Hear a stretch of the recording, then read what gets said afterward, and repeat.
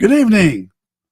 Welcome to Choices Podcast. You can find us at choicespodcastofficial.com, and you can go on YouTube and just Google Choices Podcast Official.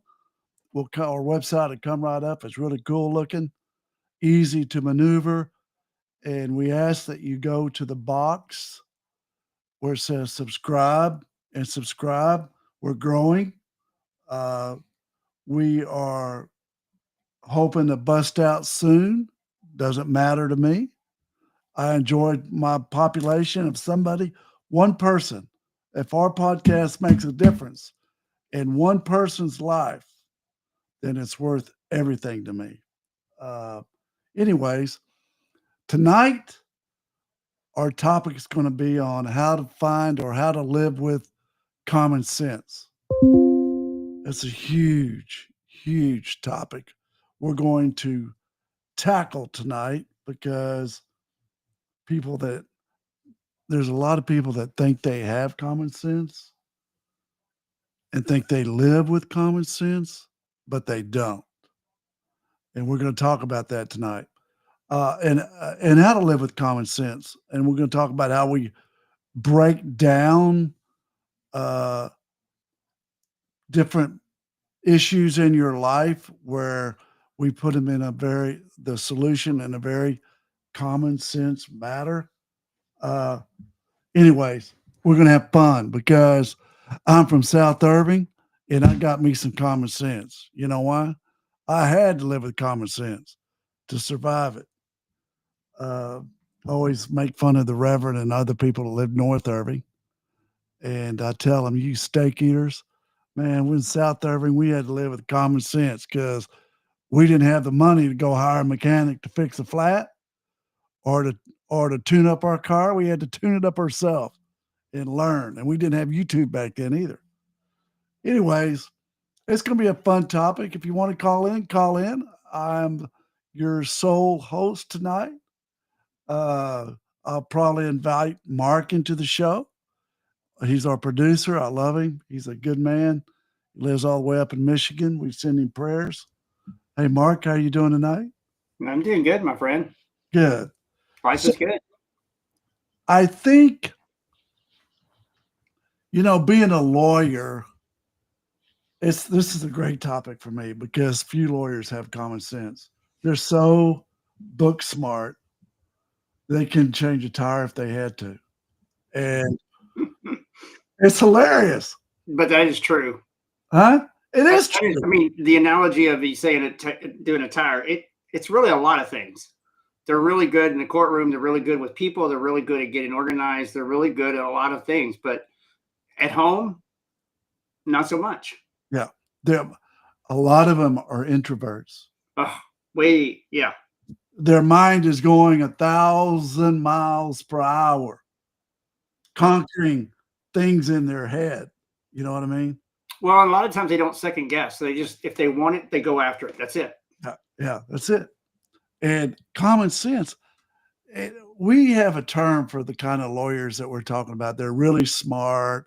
They're they amateur their courses. That's the top in their class. They very, very smart people. But they couldn't talk to a jury or argue a case if they had to. We keep them in a back room. We call them donkey lawyers because they carry the freight. They carry the freight of all the documents. And then they hand it to me, and then I go argue it.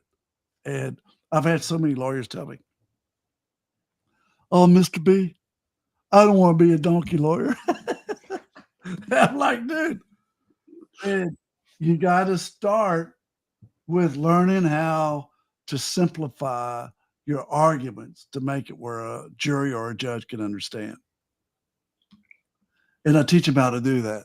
I teach them how to walk up to a whiteboard with a mark slot in their hand and tell me what their arguments are, like I was a judge, and write on that board while I understand it and I can read it.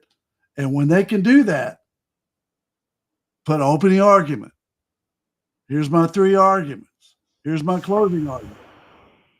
when they can look at me and argue that and put it up on a whiteboard, they've got to second base. You know what I mean? They got to learn how to use their heart. Introverts don't know how to use their heart. I love that. When I used to own the radio station, when I had staff that would want to be on shows, they would be like, when can I be on a show? When can I have my own show? You know what I would do? This is how I would teach them. I would say, okay, tonight, 8:00, it's your show. You got an hour. Yeah. And they'd be like, what? I don't want to do it. I don't have any content. And I go, you want to do a show? Let's just do it. And then, that's how you're going to learn, because what you see is everybody else, because you're producing and you're managing on a day-to-day basis. But when you throw yourself out there, the way you learn is you get involved. You get right in the middle of it. You have it here. You want to do something, and you have it here, but you got to put the two together. Yeah. And you gotta make somebody like me that's been around believe you. Yep. You know what I mean? Not hear you. Yeah. But believe you. But don't you feel sometimes, though? I'll give you a perfect example. So going back around 2014, 2015, I had a gentleman that showed up to my office. I had a staff member that called me and said, hey, listen, there's this gentleman here wanting to meet you. He's been sitting here for about 30 or 40 minutes. When are you going to get here? So I showed up, and there's this guy, this older gentleman, late 60s, sitting there. And his name was Stuart. And I said, Stuart, come on to my office. What can I help you with? So I came in my office. He sat down. He goes, and he had this demeanor, perfect voice, positive attitude, just smiling, and just an overall, you could tell the vibe. And he sat down and he said, I'm not going to beat around the bush. I'd like to be on radio. I've never had the chance in my life to be on radio, and I'd like to do it. And I said, all right, done. Right then and there, I was sold, because I heard his voice. I heard what he had. I didn't need to know what the show was going to be about. I didn't need to know all that stuff, right? But ultimately, what ended up happening was, I didn't know this till later. He started with Walt Disney, the Walt Disney, to be on radio. And he did radio for about a year. And then he got on TV and did Broadway TV. And then he got served to go to the war. So he had to go to the war. Then he came back home. Then he worked with his wife for 40 years doing a retail clothing company. Then he moved to go be with his grandkids, which I happened to live in Frisco, Texas at the time. And he came and saw me and said he wanted to get on radio. And so I gave him the opportunity. Fast forward 12 years later, he's still on radio, and he's still doing what he loves. He's 70-something years old. Oh, that's awesome. The thing is sometimes you just, to me, that common sense for me was, I had this guy walked in. I didn't need to know his full story. I just need to know where his heart was. Mm-hmm. And I also knew there was something there. There was something that was trainable. Yeah. You got to see somebody's heart to believe them. Anyway, so here's how I like to conquer issues that need common sense. Okay. Well, I have people come in. A friend of mine today. What about business? I got this business. I'm great at it. I'm great. I've been doing it 20 years. Well, I start asking hard questions like, what's it make? What's it gross? What do you net? What do you make? And then I'm like, I break it down into boxes. 4 boxes he has in his business that are income generating. But I always do this. I say, dude, anybody, we always have 3 options. Option number 1 is you can keep doing what you've always done, and you're going to get what you always got. And it ain't working for you. Option 2, you can bring somebody else in that knows how to run your business, or you're going to fail. Option 2 is hard for you, but you need to consider option 2. Option 3 is sell. What am I trying to tell you? But I told him there's nothing to buy. So what I'm telling you is there's always 3 options. Yep. In any issue that you have in your life. And if you peel the onion back as crazy as that might look oh, I got to do this, or I got to do this, or I got to do this, I got to do this. You start with option 1 is, and write it down. Option 2 is, and write it down. And option 3 is, write it down. And if you can't think of option 3, that means do nothing. And that's usually not an option. So I love that exercise. It works. And it helps you simplify any major issue that you got going on, especially with your wife and husband. If you've got family issues and you're looking at doing family investments or, okay, I'll use myself. My wife's in Virginia Beach. We got a place there. I love it. She got the girls. They've been there 2 weeks, having a ball. So I go look at some property at a lake. And I'm telling you this for a reason. I'm thinking I gotta go do it. I got my head's talking to me, right? I gotta go buy some more property. I love real estate. I make money in real estate. I love it. I gotta buy. So I went and looked at property Saturday and Sunday. And my wife, she could care less. She just, okay, go look at it. Whatever you want to do. So I got out there.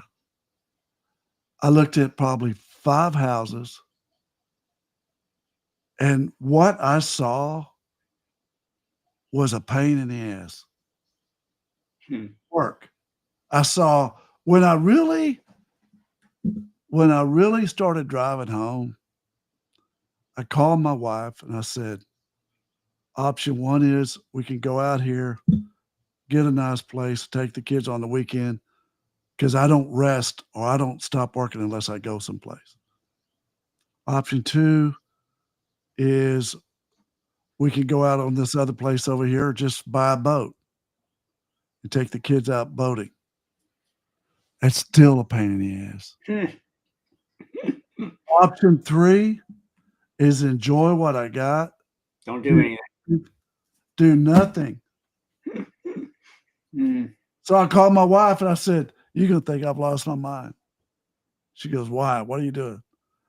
She goes, did you put a contract on that one place? I said, no. No. I looked at it, and I'm telling you this for a reason, because this is almost like everybody's buy. Because I always invoke the 24-hour rule. Wait 24 hours before I make a big investment. Yeah, you should. Absolutely. Yeah. So I'm sitting there, and I sit there and I look at this deal, this house, and I'm going, okay, let's use your common sense here, Brett. It sounds good, and it's got pretty pink lipstick on it, and it's got "Come By Me" written all over it. It's got your name right on top of the list. Right? Yeah. And then I'm sitting there going,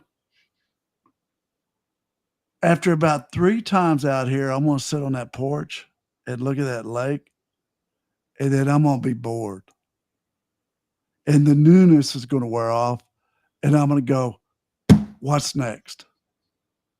It's the thrill of the kill. It is. And I'm like, I ain't doing it. I'm not doing it. If there's no heart in it, there's not something there to keep you there ongoing, then yeah, don't do it. And I say that because I had to let my common sense, the mature side of my brain, kick in and drive my ass around this lake for about 16 hours before I realized I was buying a problem. I was going to buy a boat, a problem, instead of enjoying what I got. Thinking that's hard though. That's hard because people. So I want to go back on your little exercise, because I had a friend of mine just 2 days ago. He calls me up.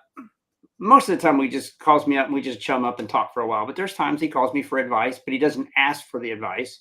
But I can tell within 3 to 4 minutes of the conversation that he's asking for some kind of advice.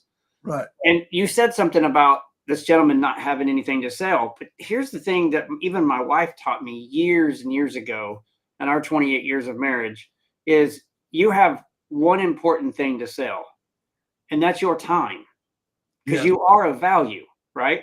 Yeah. And so I told him, I said, I said, look, you're looking at things all the wrong way. The things, one, you're clouded with all the people you're connected with, because your people are making it, but they're making it for the wrong reason. They're making it because they're wanting to be in public eye. They're making it because they have connections of connections. So somebody's giving them money. They're just influencers. They're not the day-to-day grind, which he is. He's the opposite. He doesn't want to be the showboat, doesn't want to be in the social media, doesn't want to be in the limelight. But I said, but you have something important to sell. And he goes, no, I don't have anything to sell. And I said, yes, you do. You have value. Yeah.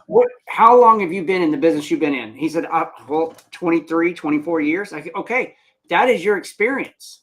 That is your value. You're going to sell consulting, because that's ultimately what you're going to be doing, is helping people, providing the information of your experience.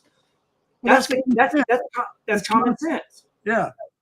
Sometimes people have a hard time finding the common sense solution because they're bogged down with the crap. You know what I mean? Yeah, and some of them are, it's because I don't have what I want. Yeah. But they don't know how to get it. Yeah. And remove that. It's hard. It's hard. How do you tell somebody to remove that? Because all they're thinking, consistently in their heart and their mind is, it's negative, negative, negative, negative. How do I change that around to be a positive so that I can just go after exactly what I want to go after? Well, okay, here's what you do. You gotta hit the switch button in your brain. Number one. Number two is that gets you to first base. So you got to let your mind wander and the vision go to second base and third base to go, what if I really bought this lake house? What's it look like 6 months down the road? I'm going to be over here building this. I'm going to try to buy this from my other daughter over here. I'm going to try to knock this down. I'm going to build this. And I'm not going to be enjoying a minute out here. It's going to be work. It's more work. Work you didn't want to do. Right. That's the opposite of what I'm looking for. So I swear to God, I swear this happened. No, I don't swear to God, Jesus, please. Anyways, what I did was I was like, oh my God, now I'm making sense to myself, right? Right. So I went home and I was frustrated. I was like, damn. I've been wanting a lake house forever. My wife, I've had one for 20 years. And I want a boat. It's fantasy, right? It's all this fantasy. Right. Going on about my inner child going, oh, we're going to have so much fun. We're going to do this. We're going to do that, right? So I'm mad because I said no. I felt good, though. I felt like the elephant was off my shoulders. I went home and I Googled. I swear I did this. What hobbies are best for a workaholic lawyer who works on weekends? You know what it said? I have no clue. Working out, exercising, volunteering time, like find a charity. I mean, I just joined the Cooper Clinic. It's the coolest thing since sliced bread. I was fixing to give up my time on Saturday and Sunday at the Cooper Clinic to go to a lake house. That's counterproductive. Yep. You know, God was sending me a message through my Google, dude, you need to be happy with what you got. I just gave you this. You know, say no to yourself. It's hard though. Yeah. It really is. No is a very commonsensical answer. Sometimes the common sense stuff though is right in front of you, but you need somebody else to hit you on the back of the head, give you that V8 juice punch. Oh, you're gonna love this, and I'm going to use his name. I love these three guys, the three brothers, the Seal brothers, Seal Marine. One used to sell yachts, one moved yachts, and one sells Ferraris. Three brothers. crazy. But Jack probably sold me 5 or 6 boats in the past, whatever. I called Jack on the way back. And I said, Jack, what? I'm standing on the cliff. I don't want to jump. I need you to walk me off. He goes, what's going on? This was Sunday at 4, right? Of course he answered the phone. The guy loves me. I said, look, I'm thinking about getting a lake house at this lake. Thinking about buying this kind of boat. And I got out there today and I'm looking and I just saw that deck, how nice it was, overlooking the water. And I'm like, 3 times out here and I'm going to be done. I'm going to be looking for the next thrill of the kill. What do you think? He goes, oh, man, that's work. Dude, what are you thinking about? You just got out of that 3 years ago. He goes, that lake, what it looked like. I said it was cloudy. It was dirty. He goes, it's a mud bottom lake. It's never clear. It's not like what you're used to. You're never going to be happy with it. You're not going to, a boat is work. You got the girls. There's work. That's what you need less of in your life. You're getting to the age where you're working your tail off and you need to do less. You can go do whatever you want. Go to Montana, go fish. It's a lot cheaper. He gave me the brutal truth. Brutal.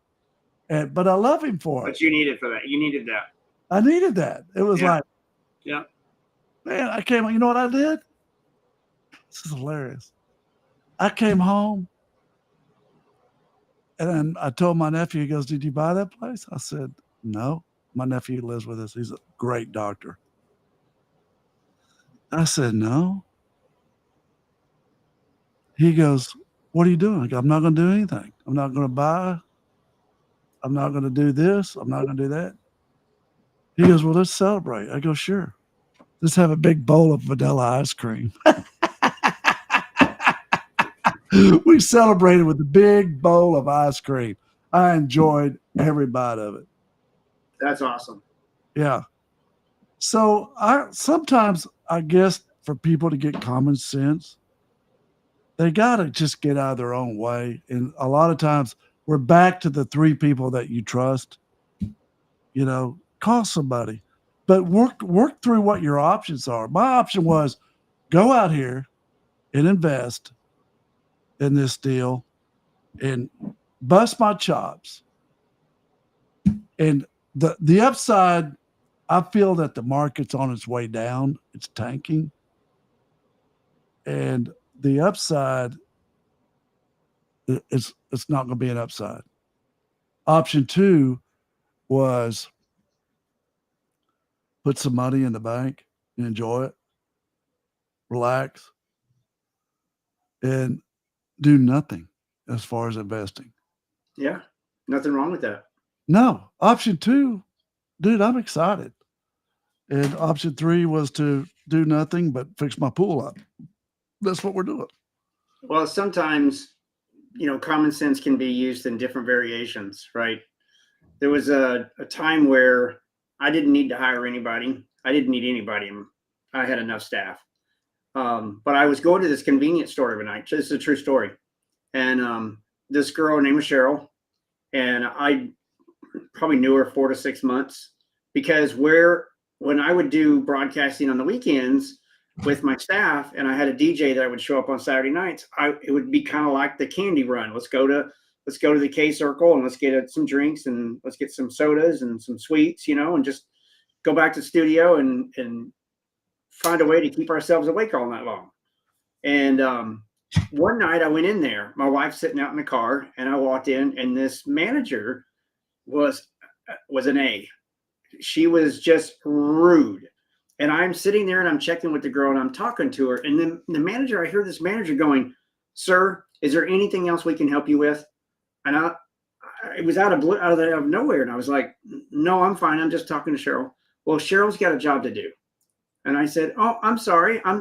She asked me a question. I'm just giving her an answer. It's not like I've been here 2 minutes.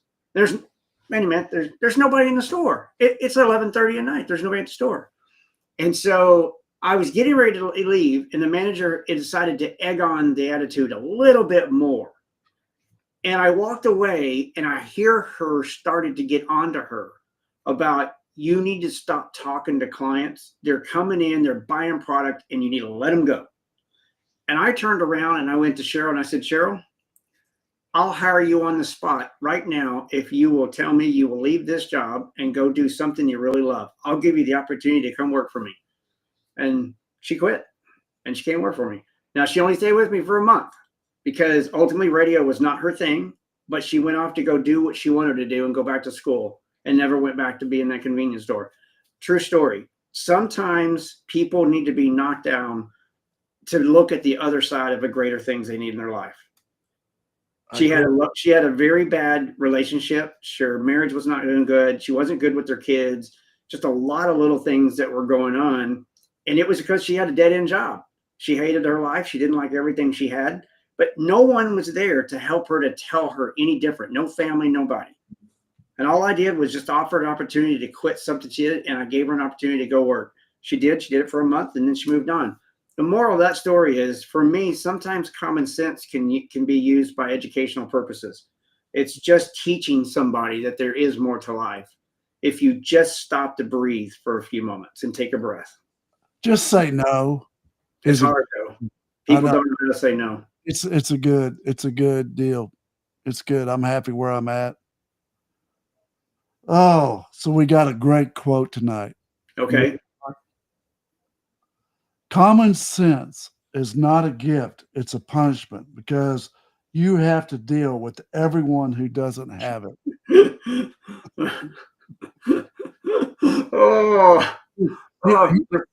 just said that. Here's a perfect example of that. So when you got road rage, or when you're going down the road and some jerk pulls you off, you want to like bump into them, or you want to do something, or shoot them the finger, or do whatever you want to do, right? I want a little red truck with a gigantic bumper on the front. I don't want to hurt them. I just want to push them out of the way. But there you go, back to first, second, third base. That gets you to first base. But if you look at second and third, that's bad result. It's okay. Yep. Makes you happy for a minute. I lost a friend of mine that was on Travis Walk over here in Dallas. She's a great trainer. Oh my God. She walked out between two cars looking at her phone at a FedEx truck. Bam, killed her. Common sense says you don't look at your phone when you're walking across the street. Mm-hmm. Doesn't it? Yeah, no, it does. Anyway. But we all get, I mean, you can take the phone in different ways. We all get distracted in things that we're doing, whether it's driving, it's walking, it's talking to people, being on the phone. We get distracted, and it's hard for us to turn that around to go, okay, I need to give focus. Right. Just say no. Just say no. Yeah. I think that's the theme of our show tonight. But isn't it harder to say yes, and that's what's in their mind? Hey, have you met somebody that says yes all the time? No, it's always a no person. Yeah. Yeah. If I ever meet a yes person that says yes all the time, I'd be shaking their hand and go, you're in my life for the rest of my life. Anyway. I'll just come talk to you. You'll just say yes. Yeah. I've enjoyed our show tonight, Mark. You're a great producer. I appreciate you. I appreciate you as well. Yeah, thanks for having me on. You bet. You have a good night. Thank you for listening. You guys are awesome. Make sure you live better with common sense. Yeah, that's it. Just say no. There you go.